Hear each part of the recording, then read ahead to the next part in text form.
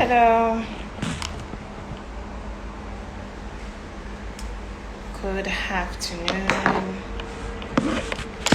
It's a beautiful afternoon here in Lagos, Nigeria.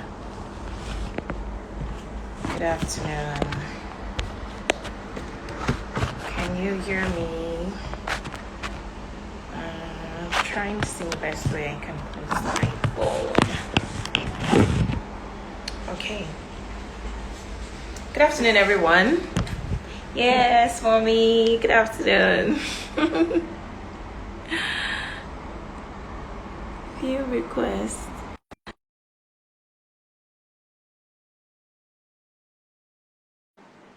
Good afternoon, mommy. Thank you for joining. Okay. Good afternoon.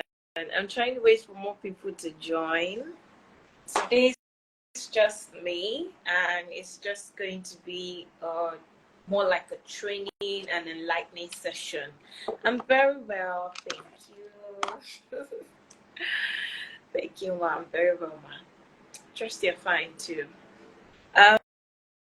Please, okay. I'm waiting for more people to join, and I know that people will get to watch this, so I'm also trying not to waste too much time on the live introduction, so that when people see it, they get to digest on time what we will be talking about. So today we are looking at nanny safety and safety measures families can put in place after hiring a nanny. Safety measures nannies can put in place after hiring a nanny. Looking for more people, more people, more people.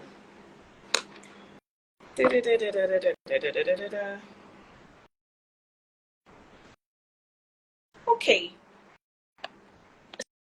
so it's a beautiful afternoon here in Lagos, Nigeria, and I am super happy to be here once again. My name is Fumilola Fashikwe, and I am the head of training at Executive Global Nanny. So at Executive Global Nanny, we provide child care solutions for families and caregivers. So if you want to build a career as a nanny, we are your best choice. And if you want to hire passionate and trained child caregivers, we are also your best choice. So please make sure you refer someone or you tell someone about us if you know that this is their goal.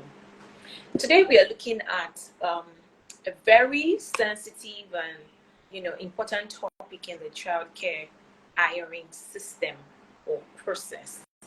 And one thing that I know for certain is safety is a global issue, and regardless of where you are, you need to take charge of your safety. You need to take responsibility for your safety. And when it comes to working with children or hiring nannies that work with children, you cannot overlook or underplay the power of creating safety measures or setting safety measures in place. Thank you, Greater Future for Real. Thank you for joining. So we are just starting. So when it now comes to hiring nannies in Nigeria, one of the most important things that must be done is actually background check. This is global standard. This is also our standard at Executive Global Nanny. And this is because a person's history definitely has some information that will guide your work relationship with them as a client. And it also helps you to make a better decision about hiring them or not hiring them. So for at this point, because the topic we are looking at is safety measures families put in place after a nanny start working with them. It's because we expect that even if you're not one of our clients, we expect that you would have done your due diligence before a nanny starts working with you or start working for you. And with us, if you work with us, we actually have a background check team, and they are responsible for ensuring that the nanny's information are verified. The nanny's guarantor information are also verified. Usually, we request for two guarantors um, from them, and ensure that they are people who know them to an extent. So you don't just um, pick someone randomly and say, "Oh, come be my guarantor." No, we want some form of relationship with the nanny and their guarantor. So when it comes to working with us, we ensure that the background checks are done, and if for any reason there is a misinformation or there's something we're not comfortable with, we will not allow the nanny to resume. So that's our company policy, and we are very, very strict with that. Also, when it comes to police report, you know, um, identity, we're thankful for the national identification number here in Nigeria. That's another easy way to really identify who a nanny is. For every nanny that registers with us, we ensure that they submit a valid means of ID. So in Nigeria, one of the ways that you show that you are a citizen of Nigeria is you having your national identification number, and that to an extent gives you an information about the person. But when it comes to police reports, we currently have that to be optional, because we realize that the police report does not give information about um, the police report only gives information about convicted criminals. So if a nanny stole at her last place of employment and then the client didn't make a case about it, or the nanny didn't go to jail, there's no way we can track that. And one of the things in reality is for nannies who actually don't have a good work relationship at their previous place of employment, they become very defensive when they come to look for work. Some of them give excuses to say, "Oh, we didn't get the client traveled." For most of them, the clients actually traveled, but some would say, "Oh, I no longer have a number, or I no longer have the family's number," and so many all sorts of it. So getting a proper reference, work reference, is a bit difficult for now. We know as an agency, we're going to create systems that would help us track that in the nearest future, right? But when it comes to getting police reports, we we have not made that like a compulsory process for now, because you can really flag even the minor character issues that also guides families when hiring or taking their hiring decision. And that is why um, when you work with us, we want to indulge you to give detailed information about the nanny before they leave, while they're working with you, and after they stop working with you, because the information you give might not be for you, might not work for you, but it serves as an information that helps anyone who gets to work with that nanny or that person later in future. So for us, whenever a nanny wants to leave, we advise that you have an exit interview as a client before the nanny leaves, even though we as an agency will also have an exit interview with the nanny um, when they leave. So the information, because there are always two sides to a story, the information guides us in properly that nanny well for another client, if we understand that all these issues are manageable, or helps us to know that, oh, this nanny is a red flag and should not be engaged now or in any nearest future. And we know that when we are able to have a credible database, it becomes easy for families even in the future to track the work history of these nannies, regardless of if they no longer have the contact of their last employer or not. So we need you to also provide the solution um, for us and for ourselves. Because when you provide the solution, you're helping your family and you're helping the world at large. And yeah, so let's dive into today's topic: safety measures families can put in place after hiring a nanny. Now, we had a post on our page, you can check it, of a video of telling the story of a 14-year-old girl that 14-year-old maid, because that was what she was referred to, a 14-year-old maid that stabbed our boss in Mina. And when we saw that, we realized that this is actually the fear of most families in Nigeria. And oh, what if these people are this? What if these people are that? Do you really trust these people? Do you really know these people?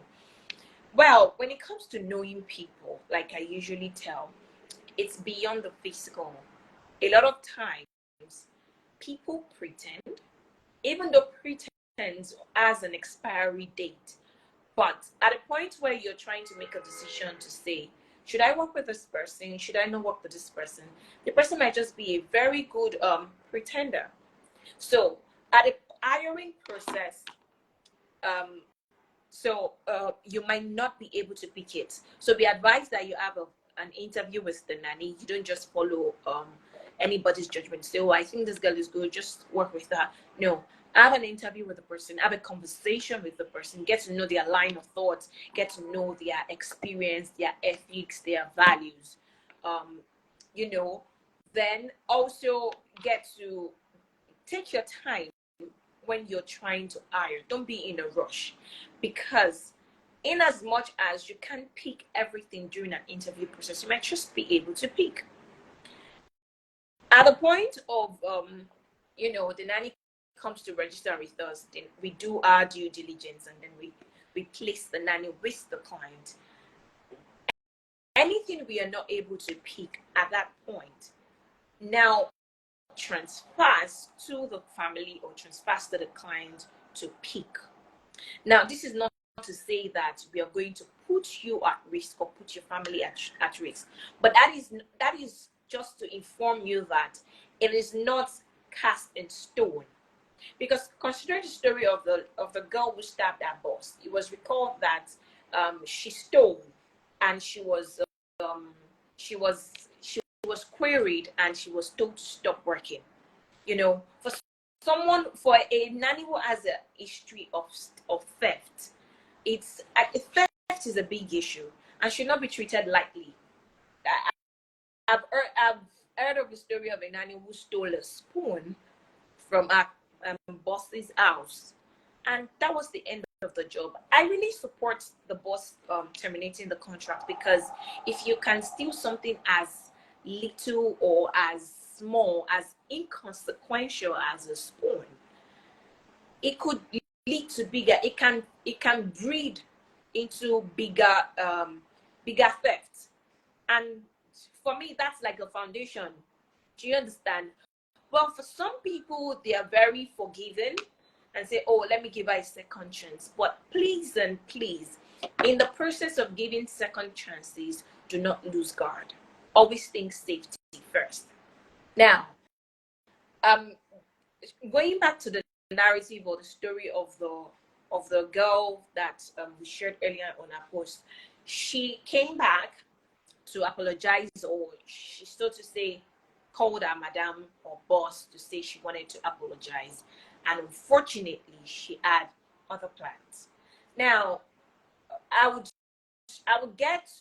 definitely get to the measures families need to put in place when hiring nannies or after hiring nannies, but I really want to say that safety is something that is continuous. It's not something that is one-off. You always have have to think about safety. There's a common cliche, or let's say um, belief, that if you've not seen someone over a long period of time, it's advisable you don't judge that person based on the last time you saw them. So I've not seen you in the last 5 months or the last 6 months. We've not spoken. We've not, had any serious form of engagement. I shouldn't trust you as much as I trusted you then, because a lot of things have changed about you. Do you understand? So, in as much as it feels some people are seemingly good or look good, do not joke with your safety. Do not joke with, as a family, do not joke with your safety. Now, let's delve into the topic, the conversation for today. What are the safety measures families can put in place after hiring nannies? Now, for me personally, I believe in prayer. And as a country, I think we are the second second country believed to be most prayerful in the world. So yeah, we pray, and we pray about it. When it comes to choosing someone to bring into your home, when you don't know someone, they're first a stranger, and it only takes a couple of engagements before they stop being a stranger. So yeah, pray about it, and and and take your time. Prayer helps to give discernment before you decide on that particular person. Just it doesn't have to be like a serious. It can just, a short prayer can do the work, because prayer will give you discernment before something might just happen, something might just play out. You know, maybe something you never paid attention to might just drop on your heart, or might just become visible. So you need to pray about them. And if you don't believe in prayers, trust your instinct, or trust your guts when it comes to hiring a nanny. Secondly, the second measure I would ask, or I would advise you put in place, is home security systems. I've said it before in one of the IG lives we have, that when in 2023, if you have the capacity to hire a nanny, having a CCTV camera is no longer an option, but a necessity. This is not to say that you do not trust the person you have in your home, but it's just a case of you trust the person, but you're just verifying. So install security system, include CCTV cameras. Put, that's like the easiest way to protect your child. That's like the easiest way to protect your family. In real time, you're seeing things that are happening when you're not there. Leverage technology. You can have 360. You can be 100% available while you're at work, while but when you know there's a system in place, you can monitor either while you're at work or when you get back from work. You can see the history of how your home was while you were not available. Also, in a case of theft, it becomes easy to track the location where the item that is missing, and it gives an easy tracking to whoever must have taken it or must have stolen it. So installing CCTV camera is not an exception. It's like compulsory. Just do it. Just install, because it's like is your eye. The CCTV camera is your eye when you are not there or when you're not available. So yes, families should leverage using CCTV cameras. Child-proof your home.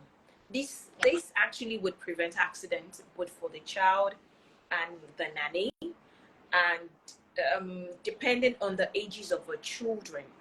Now, this safety is safety that helps to prevent accident, that prevents fractures and bones and the likes.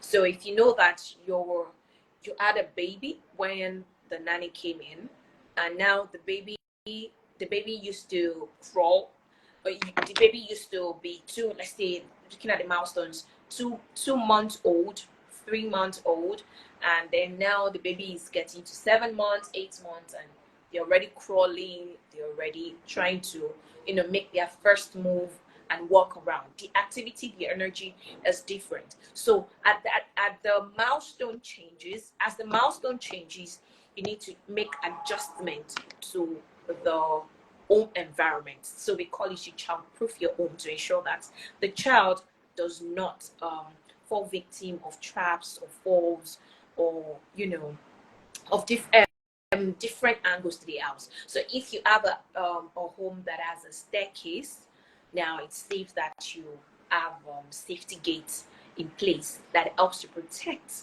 the child. So child-proof your home, it is very, very, very important when you have children, especially toddlers. The fourth measure that you need to put in place is emergency plans. Emergency plans. Now, I was at a first aid training recently, and one of the things that you're expected to have or put in place when planning for first aid is emergency plan. Now, in case of an emergency, what is a nanny supposed to do? As a family, do you have a plan? In case of an emergency, what are you supposed to do as a family? Now, don't get it mixed up. So, do you have a plan for emergency as a family? Do you have a plan for emergency for the nanny? So, two scenarios here. In a case where you hire a nanny and the nanny turns out to be who she's not, and you're stuck, what do you do? I've had a case of a client told me a story. She hired a nanny from an agent, and unfortunately, she wanted to take the nanny, but she referred the girl to a friend. Between 3 days, within 3 days after the girl's resumption, the girl had packed the laptops, the children's laptops, phones, and was ready to abscond from the home. But something happened. The woman came home in the afternoon. She just showed up at home, and she realized that the nanny was packing. Luckily for her, she was able to lock the door when she found the nanny while she asked for help. Now, if for some reason she didn't come home and the nanny was set to pack everything and then leave the house, are there measures you have in place that stiffens the nanny's access with most of the things that she plans to steal or she has stolen out of the house? I know for some home setting where there are estate gates, there are estate securities, those are like emergency plans for such cases. So you can say, oh, you inform the security guards, please, before my nanny leaves, make sure you call me before she steps out of the estate. Or you have an agreement to say that an alarm beeps whenever somebody steps out of the house. Just some form of plans for a worst case scenario. I'm not saying you should live in fear, because obviously this is your home. You should be comfortable. You should not sleep with one eye open. At the point where you do not trust the person you're hiring, please do not go ahead with that transaction, because this is a trust-based kind of business, or trust-based kind of engagement. So you have to be able to trust the person you're bringing in, and even though you trust this person, you need to have a worst case scenario kind of plan. In case of medical emergencies, do you have any safety measure in place? Is there a speed dial numbers on the phone that the children have access to that they can call? Do you have fire extinguishers in case of fire?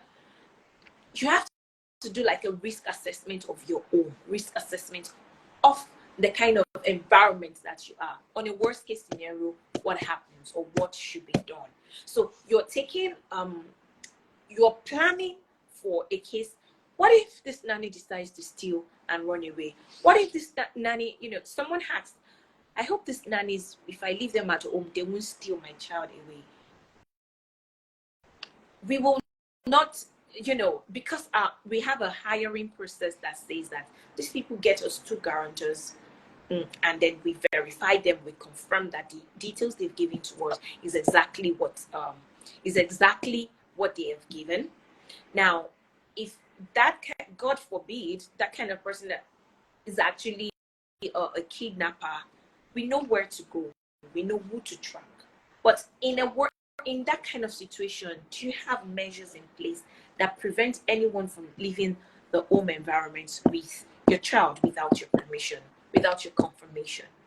So create an emergency plan based on the worst case scenario. Another safety measures that you can put in place is grace period. Consider a grace period for the nanny. Mistakes are bound to happen, and you need to have like graces. You might say, okay, I'm giving a 1 month window, I'm giving a 2 month window, expecting her to catch up, But in a case of lies and theft, please, we do not support it against our values. We do not support that. And we advise that you inform us if you're working with us as an agency, or if you hire from somewhere else. Please, please, please do not joke with that. Be clear on your big turnoffs and also where correction and termination comes in. Remember, your home is your nanny's place of work, and professionalism is very important. So in a case, another issue that might come up is be clear on the things that you accommodate and the things you do not accommodate. So for instance, the nannies are aware of our policy to say that you do not have visitors while you're at work. So on no occasion should your family member come to look for you and say, oh, they are trying to locate that you're safe. We confirm that you're safe. So if for any reason you discover or you find out that somebody came to the house while you were not around, that is a big issue and should be flagged like immediately. So another issue that might happen is some nannies stopped working, just like the case of the girl, the 14-year-old that stabbed her boss. They still have a relationship with their bosses even after they stop working with them. Like I said earlier, you need to be able to ensure that you have a connection with someone who knows them. Because someone you've not seen in 5 months, someone you've not seen in 1 year, and all of a sudden they come up out of the blues, they're a different person. You shouldn't be quick to open the doors of your house. So check. Oh, thank you. Was happy to hear from you. I want to visit.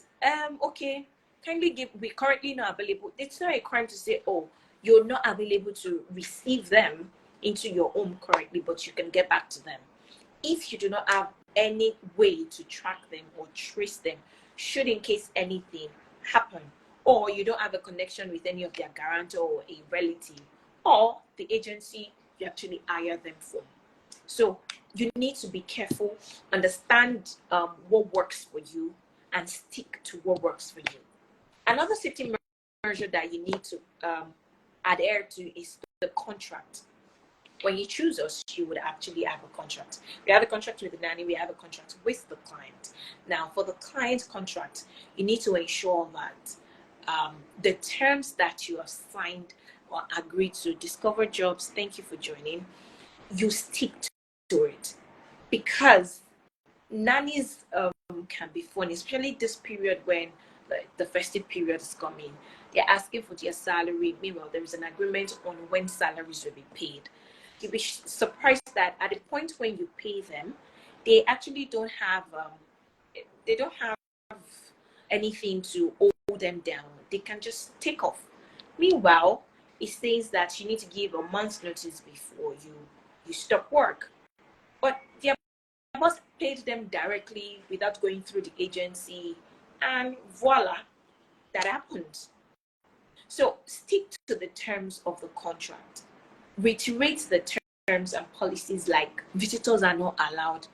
You see your family members when you go for your off days are once in a month. You can reiterate that stylishly or firmly to the nanny while they are working.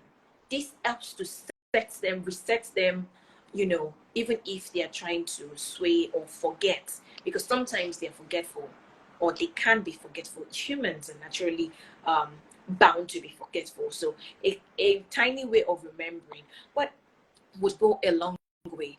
And another thing is, you can carry us along as an agency. Even if you hire someone from us, we wouldn't leave you to just go through all the issues that are bound to arise. Go through us. We can communicate better to the nanny, and in a case where conflicts can be resolved, we can choose to terminate and get you a replacement. So contract, sticking to the terms of the contract, are ways whereby you put that nanny or the nanny that chooses to work with you in check. Number 7, communication. You need to be able to maintain a very clear and open communication system with your nannies. Now, I know there are times when communication can be misunderstood or misinterpreted. Some nannies are lucky to have families who give them a free hand and accept them like family, but sometimes some of them misuse that opportunity. So when it comes to work, like I always say, a nanny's place of work is the home where they've been assigned to. So that is their place of work. So when information about work, about the child, about the family needs to be passed to the nanny, it has to be on a different tone of conversation. It has to be on a different ambience, so that the nanny doesn't feel like, oh, my boss she was just joking, she was just playing with me. There is time to play and there is time to be serious. And another thing about communication is listening.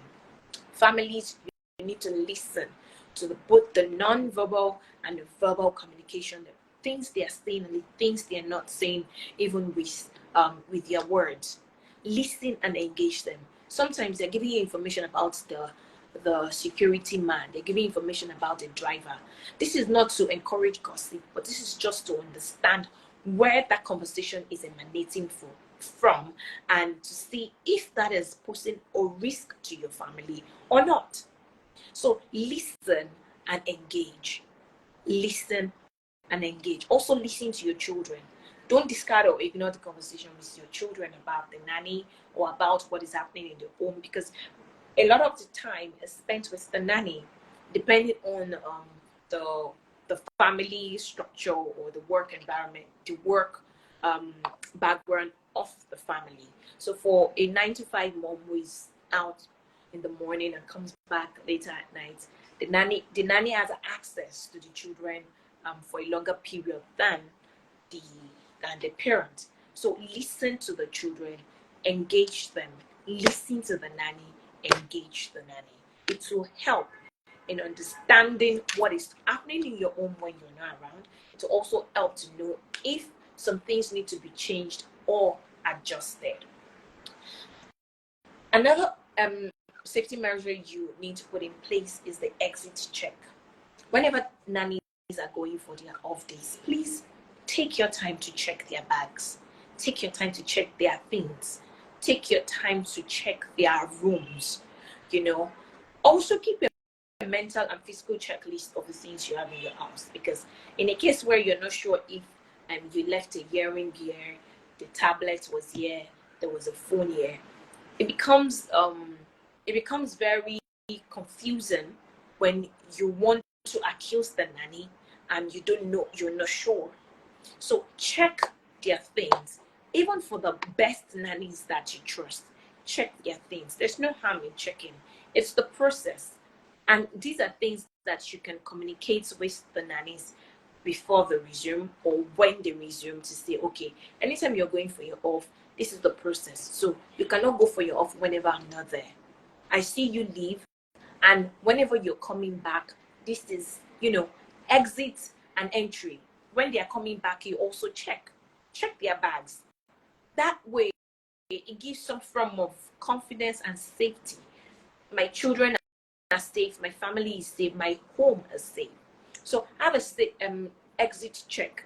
And even most importantly, when they are stopping work with you, have an exit check. Check everything. Do not ignore checking, because most of this, all of the measures that you're putting in place will guard you against any emotional hurt. I know I've heard of clients who would say, "Oh, I treated her like a sister, but this was what she did. I didn't expect this from her." No, see, even as families, as parents, you need to see that your home is a work environment. So there should be some form of professionalism, even from your end as the family, in as much as you're trying to create a child-centered or family-oriented setting. But do not forget that there is a professional side to people working with you, especially as domestic staffs and nannies. Another check, which is a nice one, is change passwords and key locks. Change passwords and key locks. ATM cards and phone password are like the easiest information nannies have access to immediately they start working with you. So passwords and locks should be changed. Now, locks to the house, because they used to have access key. If the nanny stops working with you, change the locks. Passwords, the ATM passwords, change it from time to time. Change it. These are safety measures, so you just need to not lose guard on, say, "Oh, she's the one that's," and if there is no need for you to give a nanny your ATM card, why are you giving them access to your ATM cards? It's a digital world. We are in 2023. Get the nanny to open an account. If you need them to get something, send the money to the account so they use their ATM cards to get it.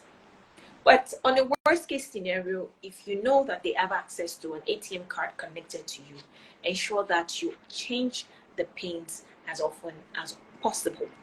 Also, you need to inform the school that only the nanny is allowed to pick up your children if you want the nanny to also be involved in school runs. And at the point when the nanny stops working for you, you need to change that access. Inform the school on time, and also inform the children, if your children are old enough to understand you, so that in a case where the nanny comes back and stays around or is sneaking around, a red flag can be, raised to say, "Oh no, but she's no longer our nanny, she came around." Or, inform neighbors as well. "This girl stopped working for me since yesterday. Just in case she's here around, please draw my attention to it." So change password, change key locks, inform the right people that are connected, or other stakeholders connected to the children or connected to your home, about the nanny in a case of exit. Then another, number 10, I've mentioned 9 so far, is set boundaries. When nannies understand boundaries, they are more respectful, and it also serves as a form of protection. Boundaries. I know a lot of times people struggle with creating boundaries with their nanny, but then there's no hard and fast rule to it. Before the nanny resumes, have a checklist, or have a standard process on how things are done in your home. This is the way it's done, and this is the way I want it done. I know a lot of people will say, "Oh, I've been too jovial with this person. I don't even know how to change. This is my kind of person." Yes, but when you remember that your house is somebody's place of work, you would rephrase that and understand that there is need for you to set boundaries.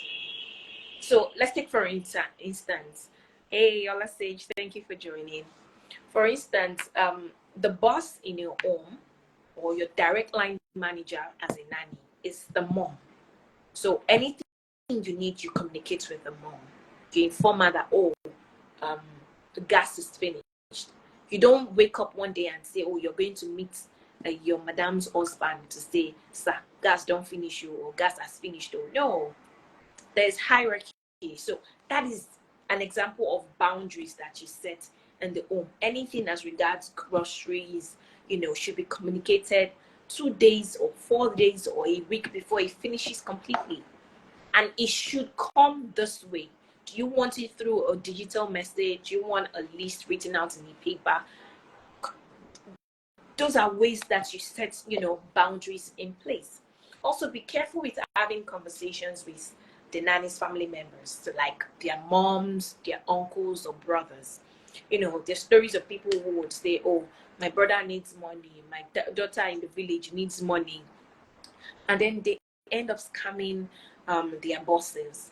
But because the boss has been emotionally blackmailed over a period of time, the stories become so believable that when they're sending the money, they just feel justified. So set boundaries. I hired you to work. Doesn't mean everybody in your family has to know me.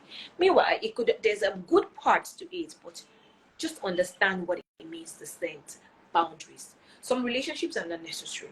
So there has to be a balance between your nanny seeing you as a boss and your nanny seeing you as their auntie or sister. Another thing, measure you can put in place is, I think this would be the last one, is re-verify. So if you have someone that has been working with you for over 5 years, over 6 years, over 2 years, re-verify them. So for me, personally, I advise that once a nanny has worked with you for 2 years, re-verify. And that's one of the systems we're putting in place at Executive Global Nanny. After 2 years, we verify the nanny and update. So in a case where the details have changed, their home address, home address, their guarantors, they no longer have a relationship with them, they update those details. Or in a case where the guarantors say, oh, I no longer want to be a guarantor to this person, there's no way you can know except you make that call, or you just have some checks in place, So verification is very, very key.